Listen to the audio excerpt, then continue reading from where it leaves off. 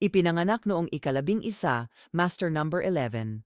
Ang iyong petsa ng kapanganakan ay may master number vibration na 11 na iniuugnay sa mataas na intuisyon, emosyonal na sensitibidad at isang malalim na pakiramdam ng makabuluhang layunin.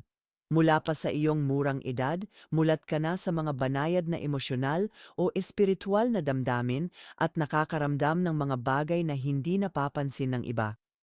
Ang kamalayang ito ay minsang nadidismaya. Maaari kang makaranas ng pagdududa o matinding emosyon. Nagtataka kung bakit napakalalim ng iyong nararamdaman o aktibo ang iyong panloob na mundo. Mahalagang aral sa buhay mo ang magtiwala sa iyong kutob. Hindi kahinaan ang iyong pagiging sensitibo. Ito ay malakas na uri ng perception na nakakatulong sa iyo at sa iba sa landas ng iyong buhay.